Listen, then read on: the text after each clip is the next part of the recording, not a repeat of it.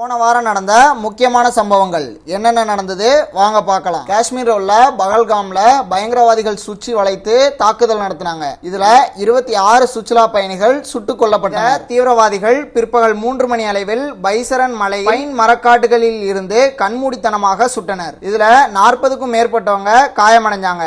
உயிரிழந்த 26 பேரு கர்நாடகா, ஒடிசா, குஜராத், மராட்டிய மாநிலத்தை சேர்ந்தவங்க.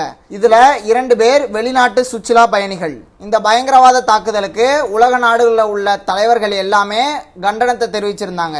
இதை பத்தி நரேந்திர மோடி பேசும்போது, கொடூர செயலுக்கு பின்னால் இருப்பவர்களை தப்ப விட மாட்டோம், இந்தியா தீவிரவாதத்துக்கு அடிபணியாது, மத்திய அரசு உறுதியோடு இருக்கிறது அப்படின்னு சொன்னாரு. இந்த தீவிரவாத தாக்குதல் 2019 புல்வாமா தாக்குதலுக்கு அடுத்தபடியான பெரிய தாக்குதலா கருதப்படுது. இந்த பயங்கரவாத தாக்குதலுக்கு மோடியின் வீட்டில் வச்சு 2.5 மணி நேரம் கூட்டத்துக்கு பிறகு மத்திய அரசு கொண்டு வந்த முடிவுகள் என்னென்னலாம்: அட்டாரி வாகா எல்லை மூடல், சிந்து நதி ஒப்பந்தம் ரத்து, இந்தியாவின் பாதுகாப்பு, கடற்படை, விமானப்படை இஸ்லாமாபாத்தில் இருந்து அழைத்து வரப்படுவார்கள். இது மட்டுமல்லாம பாகிஸ்தான் தூதரக அதிகாரிகள் மே 1ஆம் தேதிக்குள் இந்தியாவிலிருந்து வெளியேற வேண்டும்.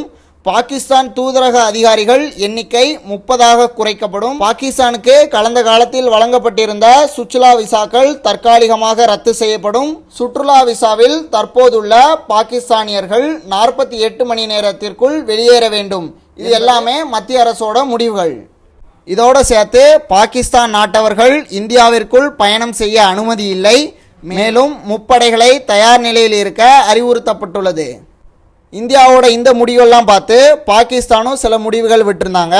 முதல்ல சிம்லா ஒப்பந்தம் ரத்து, பாகிஸ்தான் வான்பரப்பு மூடல், வாகா எல்லை மூடல் என்ற அடாவடி அறிவிப்புகளை வெளியிட்டுள்ளது.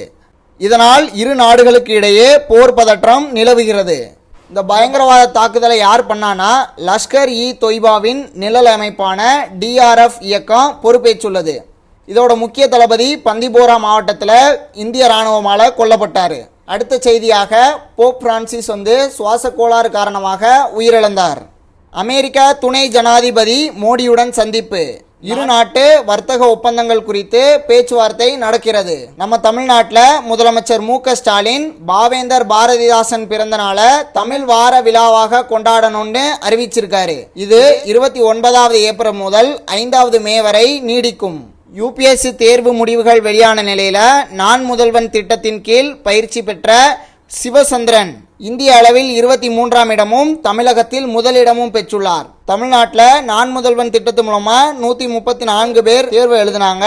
இதுல 50 பேர் தேர்வுல வெற்றி பெற்றிருக்காங்க.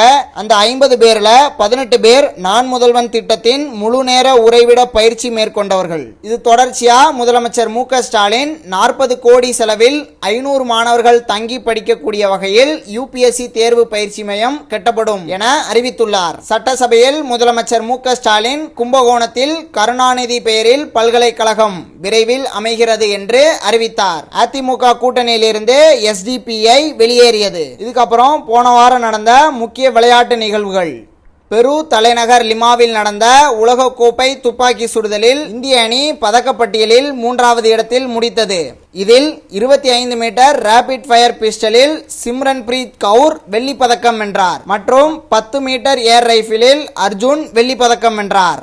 6வது ஆசிய இளையோர் தடகள சாம்பியன்ஷிப் போட்டி ஈட்டி எறிதல் போட்டியில் ஹரியானாவை சேர்ந்த 17 வயது வீரர் ஹிமான்ஷு தங்கப்பதக்கம் வென்றார். புனேல நடந்த பெண்கள் கிராண்ட் பிரிக்ஸ் சதுரங்க போட்டி ஆந்திராவை சேர்ந்த கொனேரு ஹம்பி சாம்பியன் பட்டம் வென்றார். தமிழகத்தின் வைஷாலி 6வது இடம் பிடித்தார்.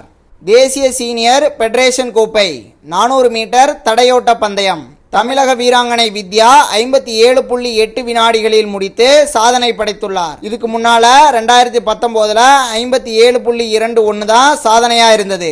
இதுல இன்னொரு தமிழக வீராங்கனையான அஸ்வினி வெண்கல பதக்கம் வென்றார். இவர் 1 நிமிடம் 2.41 வினாடிகளில் முடித்தார்.